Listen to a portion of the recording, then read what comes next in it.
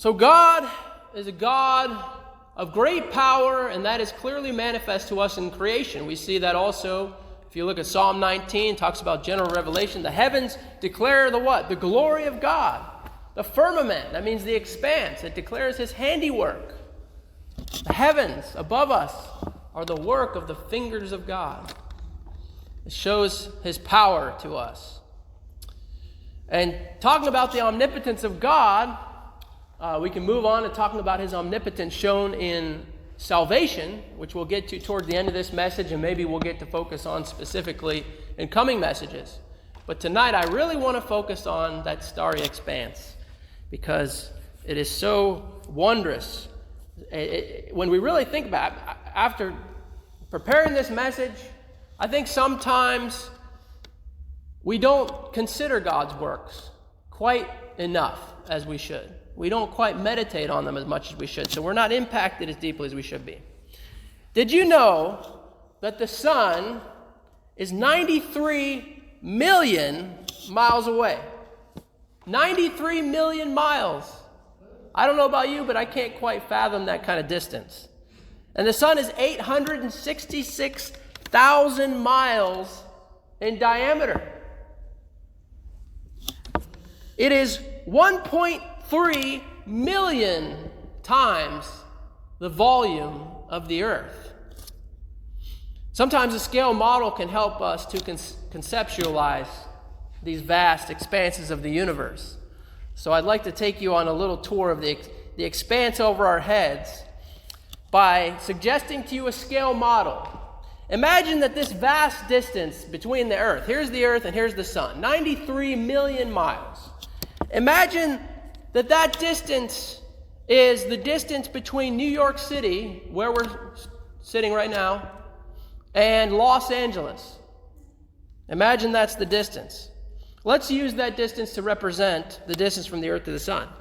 Now, if that was the case, the sun would be 23 miles across and 23 miles tall, just as tall as it is wide.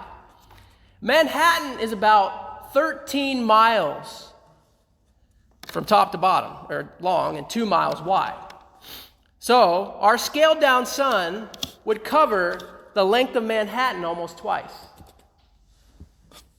And that's about 120,000 feet tall. 23 miles. 123,000 feet. So if the distance between New York City and Los Angeles was the distance between the earth and the sun would still be 23 miles around or in diameter. 23 miles, 120,000 feet into the sky. To think about how tall our miniature sun would be on that scale model, the Burj Khalifa, the tallest structure in the world, you may have heard of it, it's in Dubai. It stands 2,717 feet tall. To imagine 120,000 feet, you would need to stack approximately 44 of those towers on top of each other. Or Mount Everest, the highest mountain on earth, reaches to an elevation of 29,032 feet above sea level. To visualize the height of our scaled down sun, you would need to stack over 4 Mount Everest right on top of each other. Now the earth, how big would the earth be on our little scale model? The earth would only be about 1,100 feet wide and tall. So that would be about as tall as the Eiffel Tower. The earth would be about as tall as the Eiffel Tower. Much smaller than the sun, right? And in fact, let's say in our scaled down model, the sun is sitting right on the city of Los Angeles. And the earth is sitting right here between 3rd and 5th Avenue in Brooklyn, New York. And by the way, I did the math on this and I actually looked at the radius. In our scaled down model, the earth would fit comfortably between 3rd and 5th Avenue. It would take up just about that much space. Now let's imagine you were going to travel from the earth to the sun. Okay, the earth is sitting here between 3rd and 5th Avenue in New York City, in Brooklyn. The sun is sitting over Los Angeles, taking up 23 miles across. And you're going to travel from the earth to the sun. Imagine driving in a car from all the way in Brooklyn to Los Angeles. But wait, if you're going to scale down the sun and the earth, you've also got to scale down let's say it's a minivan. You've also got to scale that down too, right? So your 16-foot roughly long minivan, okay, in the entire earth being 1,105 feet across, your minivan is now 0.04 millimeters long. That's half as wide as a human hair. So the earth is taking up from about 3rd Avenue to 5th Avenue, and your minivan is now half as big as a human hair. Okay, that's on our scale model. Smaller than a grain of sand. Okay?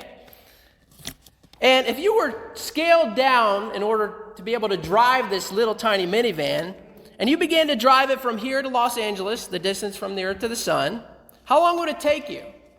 It would take you 163 years. And by the way, that's the same for a regular-sized minivan to drive from a normal-sized earth to the normal-sized sun. It would take 163 years driving 65 miles an hour to get from the earth to the sun. So that shows you that scale model. You put the earth in Brooklyn, you put the sun in Los Angeles, and you see that how vast these distances are, right? But even the sun is not the biggest star in the universe. This will blow your mind. Betelgeuse. Anybody heard of Betelgeuse? Betelgeuse, a star in the Orion constellation, is 248 times the diameter of our sun. 248 times. So using our same scaled down model, how big would Betelgeuse be? Remember, the sun was 23 miles in diameter. Earth was about the Eiffel Tower, 1,105. Betelgeuse has a diameter of 214,768,000 miles. Okay? Remember, the sun is only 866,000 miles in diameter across. Okay? Betelgeuse, 214,768,000 miles. On our scaled down model, Betelgeuse would be 5,704 miles wide and tall. One edge of it would be here in Bay Ridge. The other side would be well past Los Angeles out into the Pacific Ocean. Huge. It would easily cover, if you just set it right over North America, Betelgeuse would actually, on our scale model, cover all of North America. Mexico, Canada, even Alaska. It would cover all of it. Huge. And remember, your size of your minivan, scaled on that, is less than a grain of sand. That's how big this star is. And my point I'm getting towards what the Bible says, consider the works of God. Consider this, the mighty power of God. That's just one star. Just one. Now this will blow your mind. Our solar system, right? You used to say there's 9 planets. Now they're not sure how many planets are because they keep discovering planet X, planet XYZ, planet whatever. Okay? But right now, the estimate is that our solar system, guess how wide our solar system is? It's about 55 billion miles across from end to end, okay? 55 billion. So 93 million miles between the Earth and the Sun, 55 billion miles across our solar system. To comprehend this vast distance, you actually need an even smaller scale model. It would break our scale model we just did. So let's say now the Earth is the size of a grain of sand, 0.5 millimeters, very small. Let's say the Earth is the size of a grain of sand, okay? How big would our solar system be if the Earth was the size of the grain of sand? The solar system then would be 11,395 feet across. So you would have to walk with your little grain of sand, which represents the Earth. You would have to walk over 2 miles with your little grain of sand just to go across our solar system. How far would you need to walk with your little Earth representation of Earth, your little grain of sand, to get to the closest star? Does anybody know what the closest star other than our star is? It's called Proxima Centauri, and it's approximately, I hope I can say this right, 25,300,000,000,000,000,000 miles away. Now that is 1, 2, 3, 4, 5, 6, 7, 8, 9, 10, 11 zeros, and then more. 253,000,000,000,000,000,000,000 miles away. 25 trillion miles to the closest star. With our little grain of sand representing the earth, you would have to walk 992 miles to get to the closest star on our scale. That would be about the same as walking from here to Miami, Florida. Amazing, amazing vastness, incomprehensible vastness. Now that's just to the closest star, right?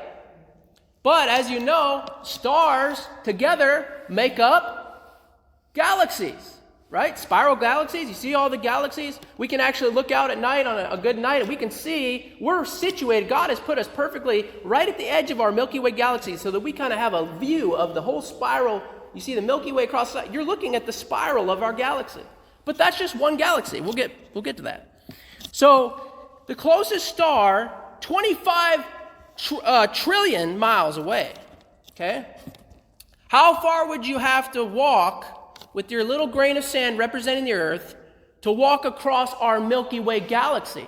Not to the closest star, but from one end of our Milky Way galaxy to the other end of the galaxy.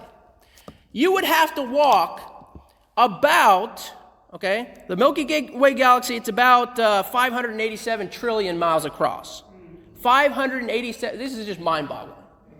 At this point, we're having a hard time. But you would have to take your grain of sand and walk about 23,000 miles with that grain of sand. 23,000 miles to walk from one side of the galaxy to the other. So basically, you would have to walk around the entire Earth and arrive back in New York City. Amazing. That's just our galaxy. That's just the Milky Way. That's just one of about, and by the way, we can't see the end of this. There's no telescope we've never come to the end of this universe. We don't know how big it is. So, ours is just one of about 100 billion galaxies that are observable. That's 100 billion with a B that are observable. The closest galaxy to ours is the Canis Major Dwarf Galaxy. Okay, closest galaxy. Now that galaxy is approximately, and this is going to be tough, there's 15 zeros on this number. It's 146,000,000,000,000,000,000,000,000, and I don't even know, trillion, gajillion, whatever. Okay? That's a lot of zeros. That's how far away it is in miles. That's why they use light years. But I think it's astounding to take miles and think about how great these distances are.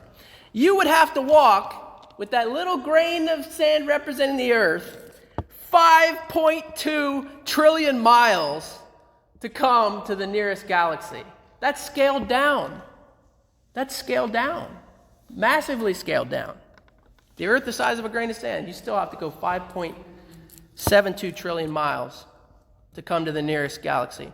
You would have to walk around the entire earth 230 million times just to arrive at the closest galaxy to ours. The Canis Major Dwarf Galaxy is 25,000 light years away. You know what a light year is? A light year is how long it takes light, or how far light goes in that one Earth year. 365 and a little quarter days, right? Light travels at 186,000 miles per second, not per hour, 186,000 miles per second. And so that means light travels 5.88 trillion miles every year. So, how many light years to the farthest known galaxy? 13.5 billion light years. Wow. That's 540,000 times as far away as the closest galaxy to us. So, closest galaxy is the one I just read about. The farthest one is 540,000 times further away than that one. That's a lot. These are mind-boggling numbers. Now, when we think about this, when we think about 100 billion galaxies, and each of those galaxies has untold millions, possibly billions, trillions of stars and solar systems, when we think about this expanse that's over our head, and just the fact that even with our scaling it down, it becomes ridiculous to even try to conceptualize the starry expanse that's over our heads. When we think about that, shouldn't that tell us something about God? and his power. The heavens declare the glory of God.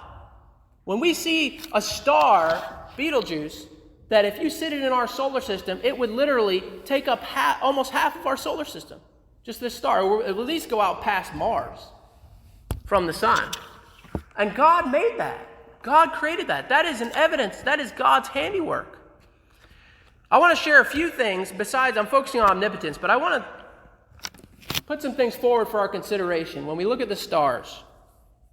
First of all, I think the stars share with us about God's omniscience. God's omniscience.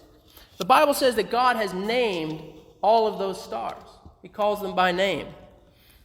And so this also tells us that God must care very much about the small details of our lives. If God knows every single one of those little stars out there, how much more valuable is a man than a star? Right? Created in the very image of God. And he calls them all by name. And yet he knows us. And think about how small we are. I'll get to that in a second. How small we are in this universe. His omniscience and his care over his creation. Also his sovereignty. If God controls all of those stars, he keeps them going in their orbits right as they're supposed to be, upholding all things by the word of his power, then shouldn't we conclude that the course of our own lives down here on little small grain of sand earth, the course of our lives is in good hands, is under good control? Sovereignty. It also speaks of his transcendence. If God humbles himself, as it says in Psalm 113, if he humbles himself to look down on the heavens that we look up to, he must be greater and more exalted than we can possibly even imagine. The universe to him is small. We're looking at it like we can't comprehend how big this is, how immense this is. He looks at it small to him. Wow. And so also his wisdom. It shows how he knows how to perfectly balance the planets and the stars and the galaxies. Surely he must have infinite wisdom. It also shows his immanence. If God made all of this and yet cares so much about me and so much about you, he must truly be condescending in his love. You can see that in Psalm 8. What is man? What is man that you're mindful of him? What are we? We're less than little bugs compared to this universe we're dwelling in. It also shows his manifold works.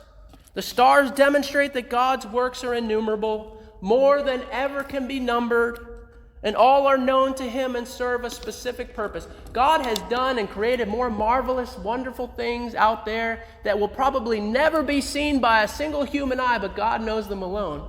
Too many works to be numbered. If we could travel out into all these galaxies and see all of the wonderful beauties of God's creation, I guarantee you we would just be awestruck, because we would keep seeing an unfolding of more glorious things that God has made. How beautiful. We've seen some of these images coming in from the Webb telescope, the James Webb telescope. Some of the farthest galaxies ever. You know, they can use different technology now to get around the redshift and get clear images of galaxies further away than we ever thought. But that's just the beginning of God's creation. We're only looking at it, they're so small. So his manifold works. The stars are actually often compared to grains of sand. But the number of stars in the galaxy is comparable in our galaxy. The number of stars in our galaxy, Milky Way, is comparable to the number of grains of sand in the entire world.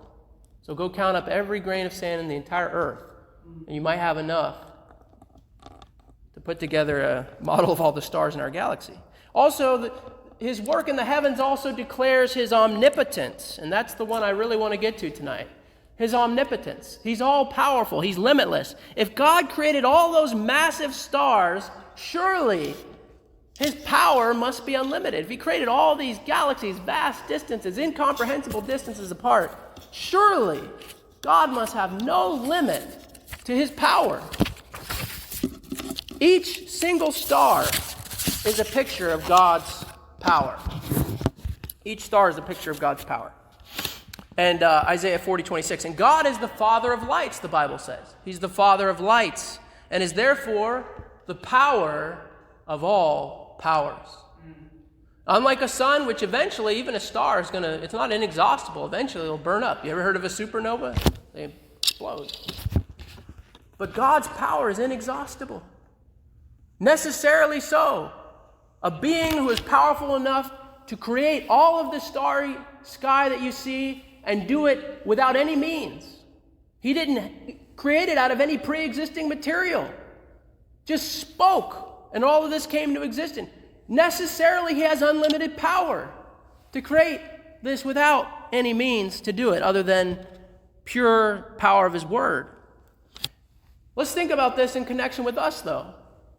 Reflecting on us, reflecting back on the smallness of man, don't you think it's a little humbling to stand out there at night and look up at those stars? Or maybe if we can't see them directly, to go watch look at some of these pictures we have from these telescopes. Don't you think it's a little humbling to consider that we are less than a speck of dust in this universe? I mean, we're specks of dust on this earth, right? It says in the Bible, God sits on the circle of the earth and men are like grasshoppers. Doesn't that, when we take it in that perspective, doesn't it make man's plots against God and against his church look kind of small and puny? Have you ever been up in an airplane flying over the country and you look out the window and you're just struck by, wow, that's a city? It looks so small from up here. You know, from up here, everything seems so peaceful, and all of the activity of man and all that he's doing and all of the violence, it just all seems so small. That probably is not even hardly a good example, I guess you could say, or a good illustration of how small our world is to God in his sight, the creator of all things. I mean, shouldn't it be humbling to us? Don't we look at man's achievements when a king creates a wonderful kingdom and he constructs these gigantic castles or buildings, and we just look at the architecture, we're like, whoa! I mean, the Wall of China, how did they create this? Amazing, incredible. But when we consider God's universe, shouldn't that humble us? Amen. What are all of our accomplishments compared to even one galaxy that God has made? It is not much. And so the smallness of man and all of his things, but especially that point, nothing can threaten God. Man may fight against God, but nothing can truly threaten a God who rules over such a universe with absolute power, especially not puny men. Especially not puny men. It also makes us think of the brevity of man's life. God is eternal, the creator of this whole universe. He's been around a lot longer than any of us. And our days are fragile, and they're very short. What about some reflections relating to redemption? And I'll finish with this point, relating to our redemption, about God's power. The word of the Lord, creating the heavens, is the very same word that spoke life into our hearts when we were born again. You remember that song we sang? Heaven came down and glory filled my soul. In 2 Corinthians chapter 4, verse 6, we see this comparison between Genesis 1, the creation, and the new creation in Christ Jesus, our new birth. So 2 Corinthians chapter 4, verse 6 says, For God, who commanded the light to shine out of darkness, same God, same powerful word, spoken word, God, who commanded the light to shine out of darkness, has shined in our hearts to give the light of the knowledge of the glory of God in the face of Jesus Christ. And there's a natural glory of God when we look up at the stars. We see his wisdom. We see his power. We see his omnipotence. But it's in redemption that we see the glory of God and his love and his mercy and his kindness and his compassion towards sinners. It's wonderful. We see his power, his inexhaustible power of his love at the cross, because it wasn't any nails that held Jesus at that cross. Under the infinite weight of the wrath of God, it was his love for us that caused him to endure even unto the end, to endure the really inexhaustible penalty for our sin. And yet, he swallowed up death at the cross. He didn't stop short of paying the full price of that penalty. He had to take every bit, every last drop of divine wrath, and he did in love. It shows a power of love. It shows a power of mercy. It's wonderful. God's saving power. And then, of course, his ability to speak new life into us. And so it's the same word that created the universe, recreated us in Christ Jesus. So we see this intersection in the Bible, the intersection of creation power and resurrection power, and both are connected at the new birth. The extent of God's mercy and faithfulness is likened to the infinite distances of space. Now let's go back full circle. You remember all that talk? If you were keeping up with me, I was talking about all these distances, and if you take the earth, a grain of sand, this far represents these vast distances. Let's just rest in the fact that we can't comprehend these distances, right? We can try. Listen to this verse, and maybe in light of what we just talked about, maybe it'll have a new depth.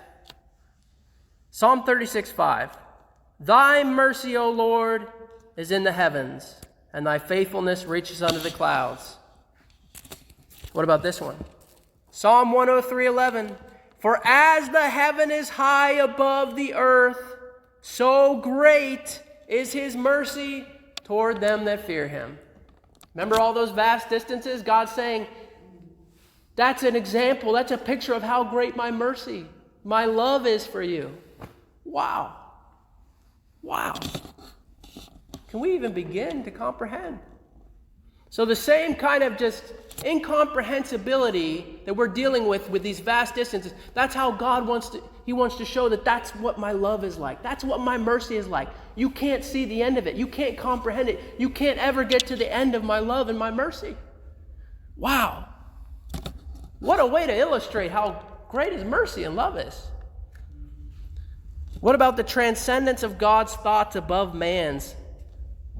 His thoughts being higher than ours compared to those great distances. Isaiah 55, 8 through 9. For my thoughts are not your thoughts. By the way, the context of Isaiah 55 is mercy. My thoughts are not your thoughts. Neither are your ways my ways, saith the Lord. And basically, I think implied there is, you're unforgiving towards people, okay? But I'm not like you, okay? I'm God. My thoughts are not your thoughts, neither are your ways my ways, saith the Lord. For as the heavens are higher than the earth, so are my ways higher than your ways, and my thoughts than your thoughts. And if you read in the context, God's saying, I'm a merciful God. Come and receive mercy freely. Wonderful. Wonderful. And so, you can see how when we study the omnipotence of God, it's good to consider, like it says, we read in the beginning, Job 37:14, stand still and consider the wondrous works of God. Stand still and consider the wondrous works of God. It says in Psalm 78:4, we will not hide them from their children, showing to the generation to come the praises of the Lord and his strength and his wonderful works that he hath done. Amen. Father, we just come before you now. We praise you, Lord. We praise you, Father, for your omnipotence, Lord, that there is no end to your power. Lord, we can know that you're omnipotent, but we can't know it inexhaustibly, Lord, because it is inexhaustible. And we can't even conceptualize, Lord, the vastness of your power. And especially, Lord, we can't thank you enough and praise you enough for the vastness of your power shown in redemption.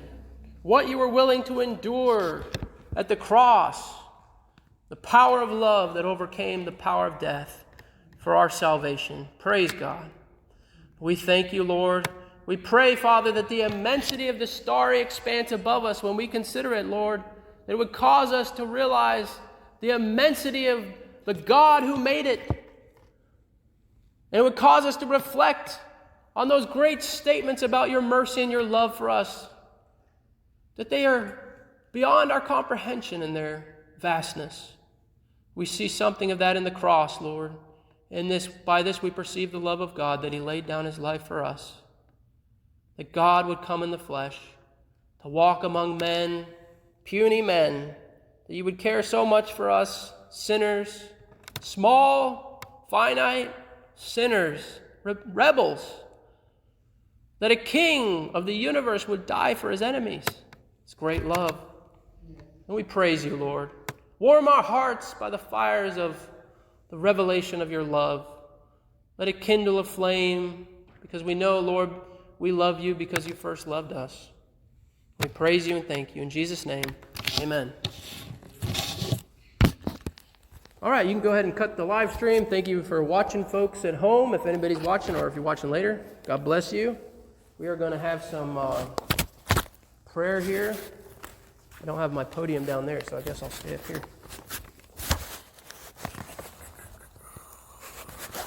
I'm going to take these over. Does anybody have any prayer requests tonight that we should be praying for here?